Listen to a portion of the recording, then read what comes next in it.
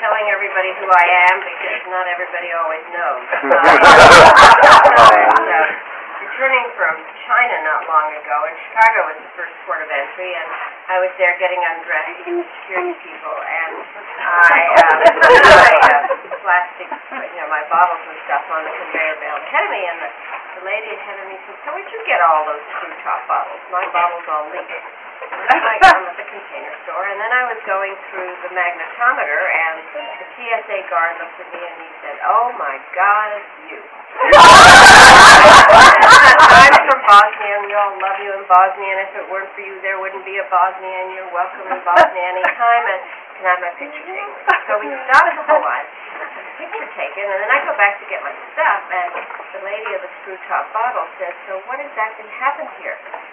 And I said, "Well, I used to be Secretary of State." And she said, "Of Bosnia?"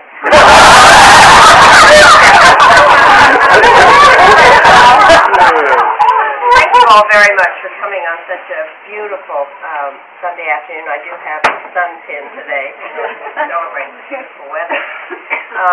This book would never have happened if it hadn't been for Saddam Hussein.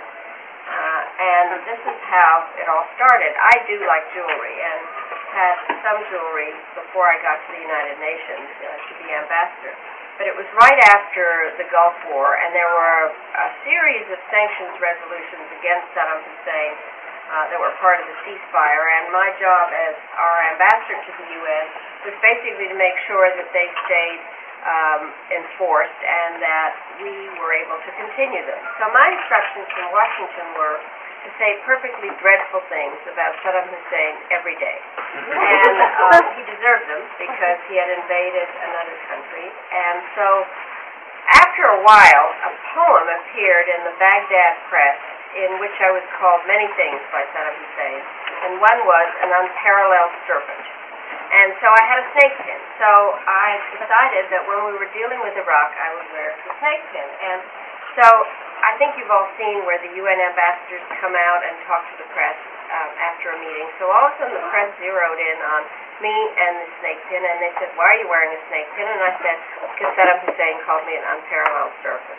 And I thought, well, this is fun. So I went out and bought a bunch of costume jewelry that would really indicate how I thought the day was going to go or what message I wanted to convey. And so on good days, I wore flowers and butterflies and balloons, and on bad days, I would wear spiders and bees and various kinds of bugs. And people, actually, the other ambassadors, I was the only woman with 14 men. They had their power ties, but I had these pins, and so they would say, "What are we going to do today?" And taking a line out of the first President Bush's book, when you remember he used to say, "Read my lips, no new taxes." So I said, "Read my pins." And that is how the whole thing started. I was just thrilled when the curator of the show, this book also has an exhibit with it in New York, at the Museum of Arts and Design, and the curator wrote that this was the most democratic small D collection that he'd ever seen, which just really pleases me because it is mostly costume jewelry, and anybody can do it if they're so in such a mood. What has surprised me is how all these pins migrated from the plastic bags in my closet to this really beautiful book and an amazing exhibit, because the butterflies in the exhibit are hung on fishing lines so that they're flying around the cases, and then we have one whole section which is all the underwater animals and various things. When I first began the project, I took all the pins out of the plastic bags and I put them on my bed on a white sheet, and it really was like a great abstract painting and had a lot of fun. I think this is my fourth book, and I've decided that my niche is really to try to talk about foreign policy in a way that normal Americans can understand, not diplo-speak, and that it is very possible to make foreign policy less foreign. My memoirs, Madam Secretary, were really different from other Secretaries of State because it kind of told the story of my life. And then I wrote a book about the role of God and religion in American foreign policy, and then a book which was a memo to the President-elect, which I did inscribe to Barack Obama with the audacity to hope that you find this book useful. And in this one, where I really use the pins to be able to tell foreign policy stories. And they all have some, and photography is perfectly beautiful, so I hope you enjoy it.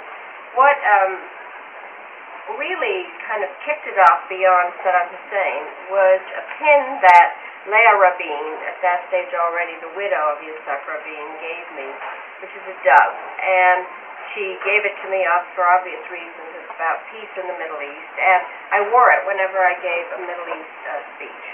I arrived in Jerusalem one time to find a necklace of doves in my room with a note from her saying that in the Middle East, a dove needs a lot of reinforcement. I ran out of all kinds of pins when I was dealing with the Middle East. I had balloons when I was first encouraged. I had a lion when I thought people needed to show some bravery.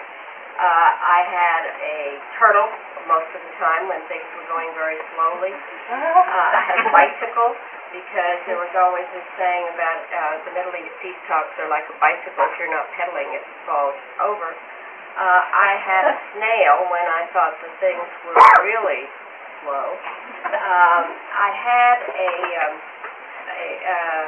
this amazing crab when I finally was so irritated at how slow and the crabby old men that weren't doing anything.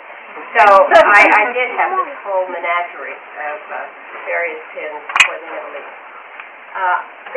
What happened that was kind of fun was that my fellow foreign ministers began to really notice what was going on.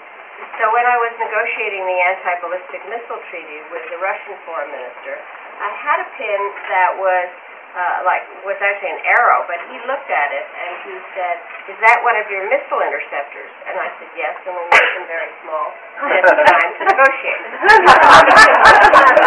There was another story to do with the Russians. Believe it or not, the Russians, after the Cold War, actually put a listening device, a bug, into a conference room near my office in the State Department. And when we discovered it, we went through the normal what are known as demarches to the other governments saying, "How dare you do it?" But I then wore, the next time I met with the Russians, this huge bug, which they clearly got. I do think that when I went to New York, Jean Kirkpatrick had been the ambassador before me, and she was a good friend of mine. She also taught at Georgetown. And so before I left to New York, we got together and she said, "Look, you need to get rid of your professor clothes and get some more elegant clothes because you are representing the U.S. So I had a good excuse to go shopping. And I did decide, I love being a woman, and so I wore bright colors and these pins that really did distinguish me.